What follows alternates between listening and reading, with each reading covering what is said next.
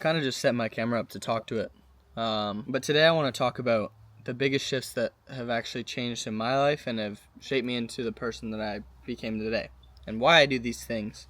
Because I notice to a lot of people, like to the average person, they look at me a lot differently, and they think that I'm overkill, that I do things in a weird type of way. And it's admirable to the people who work on themselves, and to the people who don't, it's they make fun of me for it. And so I kind of want to talk about it and just give you guys a little bit of clarity on what has worked for me, and hopefully some of it can work for you.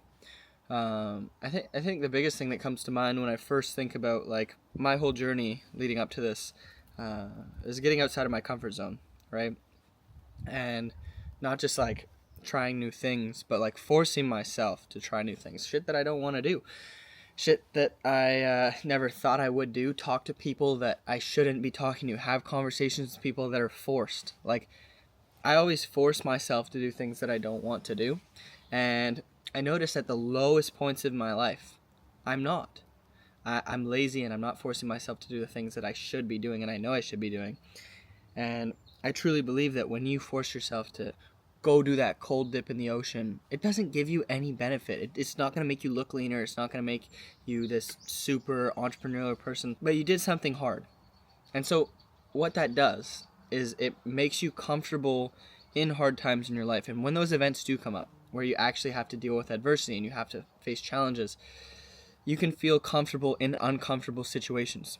Because throughout your life, you're forcing yourself to be uncomfortable.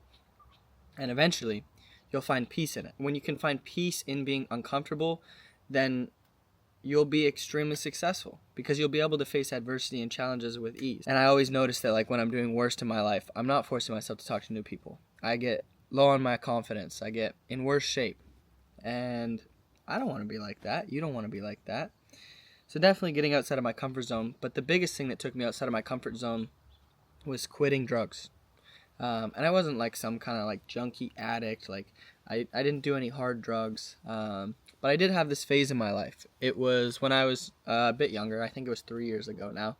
But it took me a really long time to get out of, and I'll explain to you why. It's a bit to do with my past, but I got into partying and vaping and smoking and all like the little stuff that's just like, it just dampens who you are as a person. And I got into it because of my group that I was hanging out with. A lot of the guys that I was with started vaping, and obviously like I wanted to fit in. I wanted to be cool too, so I just started. It felt good. It gave you some type of like body feeling, and it makes your brain feel good. Bro, the vaping apparently gives you the same amount of dopamine as like having sex. So I can understand why it's so addictive, because it's like you're just hitting that thing and you just feel it throughout your entire body. But yeah, so I got into a bunch of that when I was 3 years younger from now, and I'm 2 years sober now. So I guess it would have been 3.5, because I had the phase for about 1.5 to 2 years. And when I got into that phase, like I just wanted to fit in with everybody. I thought I was being cool. It cut out there, but I thought I was being cool. I got into the party lifestyle. I just wanted to be liked by everybody else. And I mean, it was fun. Obviously, it was fun. It was something that I wanted to do. But I noticed that as soon as I started doing everything for everybody else, like as soon as I started vaping to seem cool, to fit in with this group, as soon as I started drinking to seem cool, to fit in with that group, I lost myself, and I lost who I was, and I became a very people-pleasing version of myself. I tried to please everybody around me. And you can't live life like that. You just have to understand that like not everybody's going to like you. Not everybody's going to fuck with you. And that's just, it's okay. I think if everybody likes you, you're liked by nobody. And I know a lot of people in my life who, well, not in my life anymore, but were in my life that I was friends with that are people pleasers and still are to this day. They aren't respected by anybody. And they're kind of just in the group. They're there because they're nice to everybody and they give people stuff. But I promised you, if they stopped giving people stuff, like at the time it was like giving people weed, it was giving people vapes. If they stopped doing that, they would be cut off immediately, because there's no substance to them. All they do is like make you feel good, but there's no personality, because they mold and they blend to everybody around them. And when you become somebody who lives for other people, you don't have a purpose for yourself. And that's what I noticed was happening to me.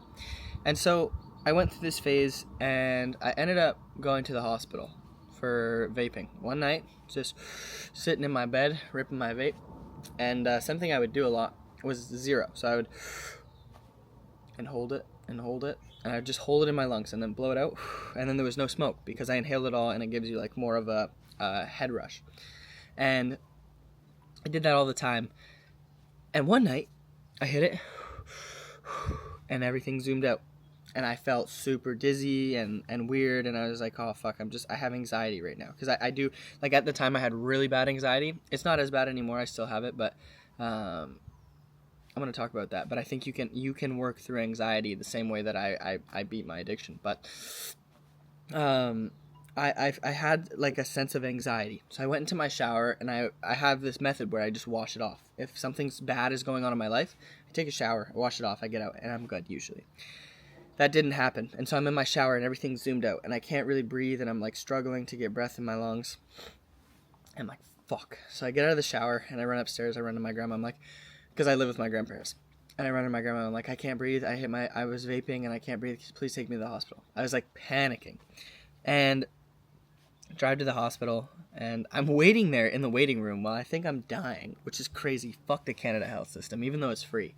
I'm waiting there for like 4 or 6 hours or something like that. But I'm in the hospital, and then I get to the doctor's room, and they said like my lungs were close to collapsing. Like they didn't, they were just inflamed. But like if I keep going on the road I'm going, I'm going to end up talking in a talk box. I was like, fuck. So I should probably quit vaping. They gave me an inhaler. I thought I had asthma, but I didn't. They gave me an inhaler. I went home, and I was scared shitless. And from that day on, I didn't hit a vape again. I quit. I quit vaping completely. And that was kind of just like my wake-up call. And it's hard for a lot of people that don't get wake-up calls to actually quit. I was scared out of my addiction. A lot of people don't get that. Like, they don't get scared of their addiction until they're at rock bottom. And then you're so far in, you can't even get out because your brain is so accustomed to where you're actually at. And so I was like, fuck, okay, I gotta quit. And I did. Never hit a vape again. And I like smoked weed here and there, but I was kind of dampening down on it. But because my lungs were inflamed, I thought it would be a good idea to get into drinking alcohol. Because obviously, I'm not going to get high or vape, at least I get to drink alcohol. Which at the time seemed like a good idea. Looking back at it, it wasn't. So I became like a severe alcoholic. I kind of quit smoking weed like as soon as I started drinking alcohol because I just replaced it with that. And so I would like be drinking on weekdays and weekends, but just for fun. Like I'd have a couple of drinks, but my thing is like I'd have a couple of drinks and then I start drinking. I don't like the feeling of being tipsy, so I'm all in and I get fucking blackout. And so I one night on a Wednesday, this is like 2 months into my like horrible drinking problem. One night on a Wednesday, my buddy and I, Nathan, we thought it'd be a good idea to get a 12-pack of Mike's. It's just like some, it's just cans of alcohol. They're like iced tea, something. And we got a 12-pack. We split it 6 and 6. And we had a liter of tequila and vodka. And so we took it, and we shotgunned 3, drank the other 3, and then we were like, dude, let's take shots. We drank the tequila and vodka, and we had probably half a liter each. It's like a quarter of a liter each, a fourth. And, bro, I was out of it. I was, like, running around my town that I live in, and I was, like, making a fool out of myself. And then at the end of the night, I drank a little bit more, and I got home. I was breathing really slow. And luckily, my grandma noticed, and I think Nathan also told his mom because he felt really sick. So his mom called my grandma because Nathan was like, River was drinking with me too. I'm worried for him. Thank God. Sitting in my bed, my grandma comes in, boom. She's like, fucking, she's like, what were you doing tonight? I was like, I'm not doing anything. I wasn't doing anything. And, yeah, anyway, she knew I was fucking lying. So Nathan and I both went to the hospital. Grandma drove me there. Nathan's mom drove him there. We all met up there. And, like, I got checked. Nothing was wrong with me. I just had to drink water and go home. Like, I was just, like, super drunk. And I was on the verge of alcohol poisoning. Like, they didn't pump my stomach. But I was, like, literally that close. Like, they could have if they wanted to, but they said I'd be fine. So, yeah, I went home. And then, again, wake-up call. got scared out of it. And the only thing that I can really think back to that'll make me understand why I get these wake-up calls is God. It doesn't make sense. Why? Because I've always believed there's a God, but up until grade 10, when I met my basketball coach, Clay, who low-key saved my life. Clay, I don't know. I was in a really bad spot. I was drinking. I was stealing from people. I was fucking getting into a whole lot of trouble with the police. And I met Clay, and he showed me God, and he showed me church, and it changed my life.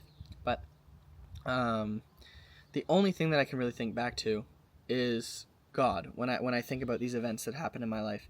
And yeah, I strongly believe in God, and I recommend it to everybody, because it's like he has changed my life more than I have ever known, and the experience that he's given me is so surreal, because it's like nothing really bad has happened to me. I've gotten wake-up calls and bad things have happened to me, but not severe enough to completely change my life, just enough to tell me, oh, you're being an idiot, lock in. And I did, and that's exactly what I did, and I took all of those events, and I realized, like, once I started getting deeper into my faith and realizing who I was surrounding myself with, and the people, like, there was a lot of my close friends, and I don't hate on them. Like, I still love all my boys, but it's just like I don't surround myself with them because a lot of them aren't on the same path as me, and that's okay. People have different life paths, but I do pray for them and I wish the best for them. But I mean, I took my experiences and everything that I was going through, and realized who I was surrounding myself with and the type of things that we were actually doing. And I did a 180. I completely switched. I was working out before that, like a little bit here and there, but I really went all in on the gym. I was playing basketball more often. I thought I was going to go to the NBA. I'm like 5'6", 5'7". I'm not going to the NBA. So I was hooping though. I was playing basketball, and I was just trying to better myself. I was posting videos on TikTok, and then I kind of got into a relationship for a year, and I stopped doing all that. I lost myself a lot in that relationship, but the self-improvement was already there. I was in shape. I quit vaping. I quit drinking. I quit doing drugs, and the relationship gave me a lot of life lessons. That's what I'll say. It built me up into the person I am today. But I did lose myself, and I stopped posting online. I stopped going to the gym as much. I stopped working on my self-improvement and self-development as much, and I lost myself again. But getting out of that relationship, it was a huge wake-up call, and I learned a ton of lessons about myself and who I actually am and why I started this whole journey. And I locked back in. I started posting on TikTok. I started working on my fitness way more. Like, I was in the gym every single day, 7 days a week, dialed. I was going on runs 3 days a week, and my self-improvement was just on point. And I'm posting on TikTok, I'm posting on Instagram, I'm running my own businesses, I'm reselling clothes, I'm working 3 jobs at the time. Like, I'm hustling my ass off, because all I want to do is be better than myself the day before, and the day before, and the day before, and the day before.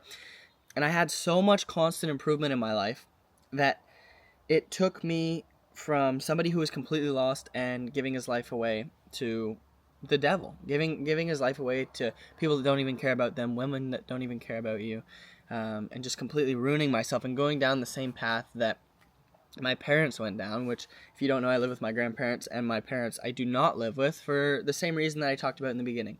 I have a long line of addiction in my family, and that's the biggest reason why I kind of got out of the addiction, and what really woke me up, because I was like, holy shit, I'm going down the line of that my parents went down, and they're not doing very well for themselves, and I don't want to be in the same path. I've always known since I was young I was going to be successful. Ever since I was 7 years old, I've been posting on YouTube. I was posting gaming videos. I thought I was going to be a YouTuber. I used to do graphic design. I thought I was going to do graphic design, and I used to charge people $20. I've been an entrepreneur at heart forever, for my entire life. I used to resell clothes when I was 14. I ran a car detailing business. I ran a labor business. I'm hustling all the time. I've had like 5 or 6 different jobs, and I can't stay in one job because I just can't work for somebody else. It just doesn't work in my brain that way. But yeah, so I started working on myself. My self-improvement just kept compounding.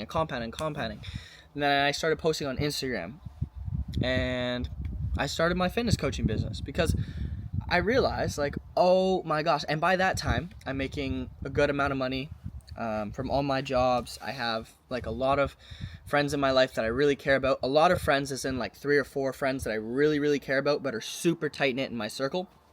And I would trust, like, basically trust my life with. And by then I was like, oh my gosh, my life has changed so much. And I look back 2 years ago, I look back 1 year ago, and I'm like, oh, thank God. Like, actually, thank God. Thank the Lord.